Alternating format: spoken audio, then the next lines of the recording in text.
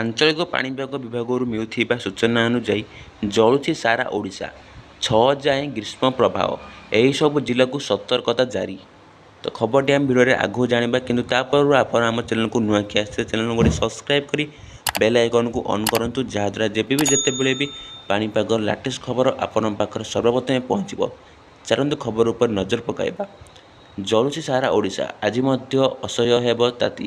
ରାଜ୍ୟର ବିଭିନ୍ନ ସ୍ଥାନରେ ତାପମାତ୍ରା 2ରୁ 3 ଡିଗ୍ରୀ ବୃଦ୍ଧି ପାଇବାର ସମ୍ଭାବନା ରହିଛି।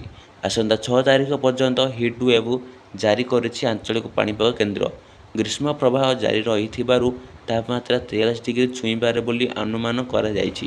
ଏହା ସହ ରାଜ୍ୟରେ ଜାରି ରହିବ ଉଷ୍ଣ ତାତିର ସ୍ଥିତି। ଗରମ ସହ ଅନେକ ସ୍ଥାନରେ 500ରୁ ଏହା ସହ ରାଜ୍ୟରେ ଜାରି ରହିବ ଉଷ୍ଣ ରାତିର ସ୍ଥିତି। ଗରମ ସହ ଅନେକ ସ୍ଥାନରେ 50ରୁ 70% ଆର୍ଦ୍ରତା ରହୁଛି। ଅନେକ ଗ୍ରୀଷ୍ମ ଓ ଆର୍ଦ୍ର ସ୍ଥିତି 3ରୁ 4 ଦିନ ଲାଗି ରହିବ ବୋଲି ପୂର୍ବାନୁମାନ କରିଛି ପାଣିପାଗ କେନ୍ଦ୍ର।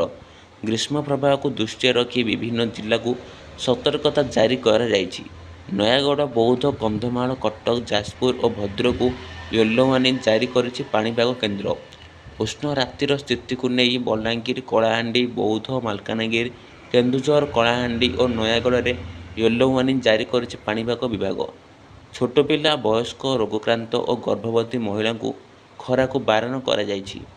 ଅନ୍ୟପଟେ ଏପ୍ରିଲ 6 ତାରିଖରୁ ରାଜ୍ୟର କାଳବୈଶାଖୀ ବର୍ଷାର ସମ୍ଭାବନା ରହିଛି। ପଶ୍ଚିମା ଝଡ଼ ପ୍ରଭାବରେ ସୃଷ୍ଟି ହୋଇଥିବା ନିମ୍ନ ଚାପରେଖା ପ୍ରଭାବରେ 6, 7, 8 ଓ 9 ତାରିଖରେ କାଳବୈଶାଖୀ ବର୍ଷା ହେବାର ସମ୍ଭାବନା ରହିଛି। ସୂଚନା ଯେ ଗତ ବୁଧବାର 6ଟି ସହରରେ ତାପମାତ୍ରା 41 ଡିଗ୍ରୀରୁ ଅଧିକ ରେକର୍ଡ କରାଯାଇଥିଲା। ବୌଦ୍ଧରେ ତାପମାତ୍ରା ସର୍ବାଧିକ 41.8 ଡିଗ୍ରୀ ରେକର୍ଡ ହୋଇଥିଲା। ସେହିପରି ମାଲକାନଗିରିରେ 41.6 ଡିଗ୍ରୀ, ଟିଟିଲାଗଡ଼ରେ 41.5 ଡିଗ୍ରୀ, ବଲାଙ୍ଗୀରରେ 41.5 ଡିଗ୍ରୀ, ଅନୁଗୁଳରେ 41.3 ଡିଗ୍ରୀ ଓ ଭବାନୀପାଟଣାରେ ତାପମାତ୍ରା ଥିଲା 41 ଡିଗ୍ରୀ।